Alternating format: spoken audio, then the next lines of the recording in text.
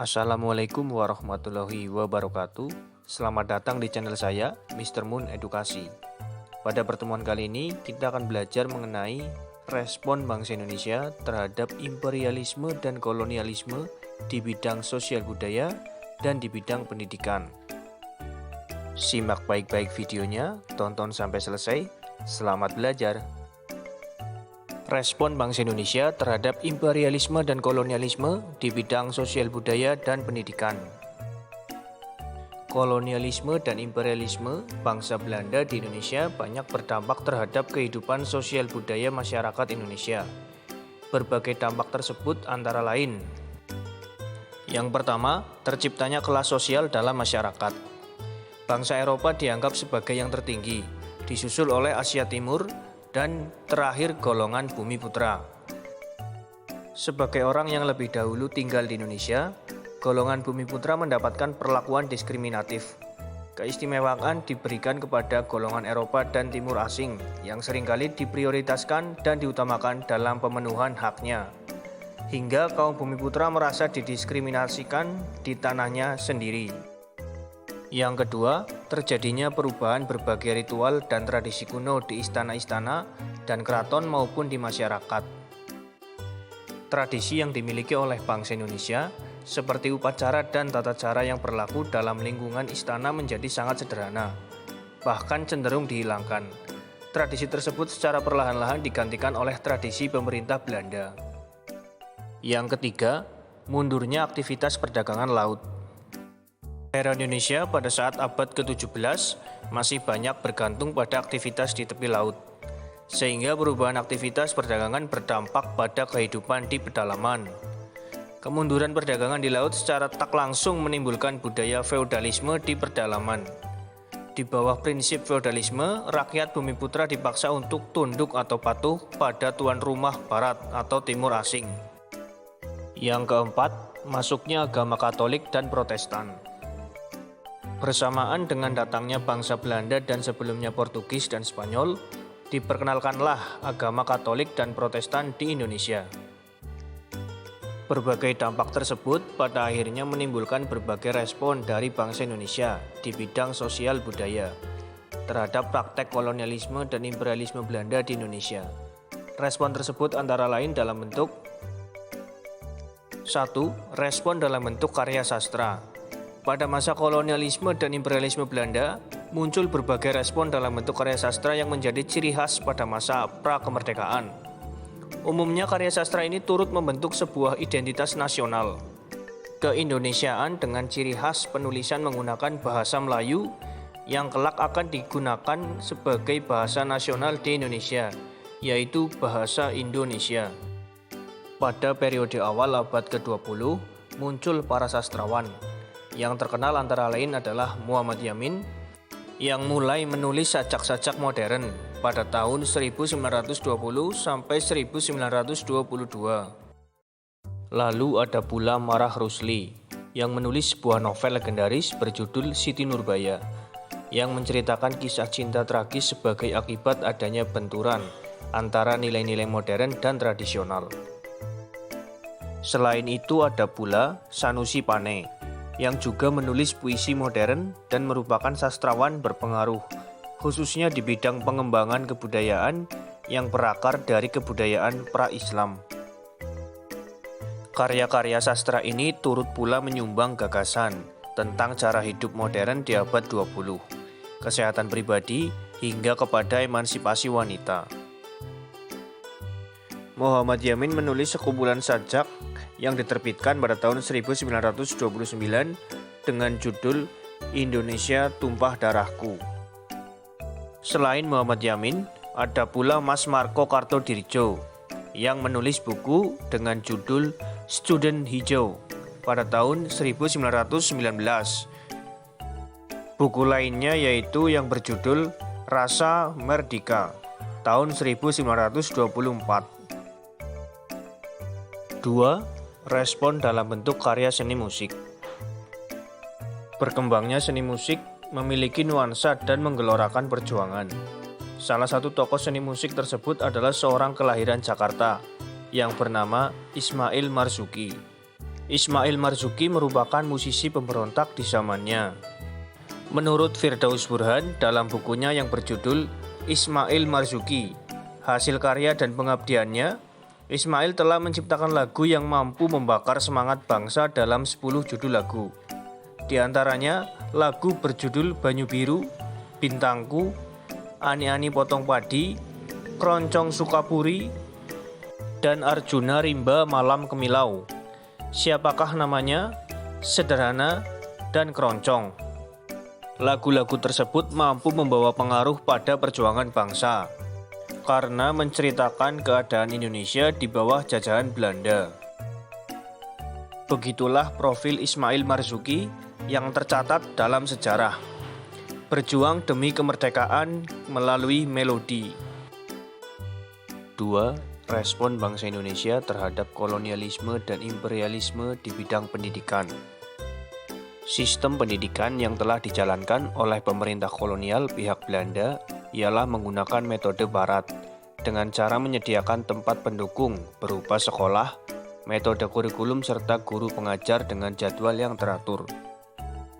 Guna menyiapkan tenaga guru pengajar, lalu didirikanlah sekolah guru atau disebut Quick School di kota Solo pada tahun 1852, di kota Bandung dan kota Probolinggo pada tahun 1866. Karena rasa ketidakpuasan pada pendidikan Belanda yang cenderung mahal dan hanya orang tertentu, maka banyak orang biasa yang tidak bisa mendapatkan pendidikan. Akhirnya muncul berbagai respon terhadap kolonialisme dan imperialisme Belanda pada bidang pendidikan sebagai bentuk sekolah tandingan terhadap sekolah pemerintahan. Antara lain adalah munculnya sekolah-sekolah milik orang Indonesia asli, yaitu yang pertama, Taman Siswa. Setelah pulang dari pengasingan bersama dengan rekan-rekannya dalam Indis Partij, Ki Hajar Dewantoro yang bernama asli Suwardi Suryaningrat lantas mendirikan sebuah perguruan yang bercorak nasional yang diberi nama Onderwijs Instituut Taman Siswa atau Perguruan Taman Siswa. Tujuan pendidikan Taman Siswa adalah membangun anak didik menjadi manusia yang beriman dan bertakwa kepada Tuhan Yang Maha Esa, merdeka lahir batin, luhur akal budinya, cerdas dan berketerampilan, serta sehat jasmani dan rohaninya untuk menjadi anggota masyarakat yang mandiri dan bertanggung jawab atas kesejahteraan bangsa, tanah air, serta manusia pada umumnya. Sejak berdirinya Taman Siswa pada tahun 1922 hingga kini, Taman Siswa sangat dikenal sebagai lembaga pendidikan yang menasional. Taman Siswa menggunakan sistem pendidikan modern Belanda. Akan tetapi, Taman Siswa tidak mengambil kepribadian Belanda. Dengan demikian, anak didiknya tidak kehilangan jati diri sebagai bangsa Indonesia yang sangat berbeda dengan Belanda. Peran guru Taman Siswa berasal dari bangsa Indonesia dan umumnya berasal dari para aktivis pergerakan nasional yang bercita-cita memerdekakan bangsa Indonesia dari penjajahan Belanda. Berbagai warisan dari Taman Siswa yang berasal dari Ki Hajar Dewantoro antara lain adalah semboyan pendidikan yang sampai kini tetap dipegang oleh Indonesia, yaitu yang pertama, Ing Ngarso Sung Tulodo, artinya dapat memberi teladan. Yang kedua, Ing Madya Mangun Karso, artinya menjadi penyemangat. Yang ketiga, Tutwuri Handayani, artinya memberi dorongan. Selain itu, hari lahirnya Ki Hajar Dewantoro pada tanggal 2 Mei pun tiap tahun diperingati sebagai Hari Pendidikan Nasional di Indonesia. 2. INS Kayu Tanam. Berikut adalah perkembangan pendidikan INS Kayu Tanam. Antara lain, yang pertama, masa awal RP INS Kayu Tanam. Kayu Tanam adalah nama desa kecil di Sumatera Barat. Sedangkan INS sebuah lembaga pendidikan yang merupakan akronim dari Indonesian Netherlands School. Cikal bakal sekolah ini adalah milik jawatan kereta api yang dipimpin oleh ayahnya. tanggal 31 Oktober 1926 diserahkan kepada M. Syafei untuk mengelolanya dan kemudian tersohor dengan nama Ruang Pendidikan Indonesia Netherlands School atau RPINS Kayu Tanam. Pada awal didirikan, Ruang Pendidik INS mempunyai asas-asas sebagai berikut. Pertama, berpikir logis dan rasional. Kedua, keaktifan atau kegiatan. Ketiga, pendidikan masyarakat. Keempat, memperhatikan pembawaan anak. Kelima, menentang intelektualisme. 2. Zaman penjajahan Belanda. RPINS Kayu Tanam tahun 1926 memiliki 75 orang siswa terdiri atas 2 kelas, 1A dan 1B, dengan bahasa pengantar bahasa Indonesia. Gedung sekolah RPINS Kayu Tanam dibangun sendiri oleh siswa tahun 1927. Terbuat dari bambu beratap rumba. Karena membutuhkan lahan luas, maka pada tahun 1937 dipindahkan ke pelabuhan 2 km dari Kayu Tanam dan selesai pada tahun 1939. 3. Zaman penjajahan Jepang. Pecahnya Perang Dunia II tahun 1941, INS diduduki secara paksa oleh Belanda dan proses pembelajaran terhenti. Setelah Jepang menang tahun 1942, RPINS berubah terjemahannya menjadi Indonesian Nippon School.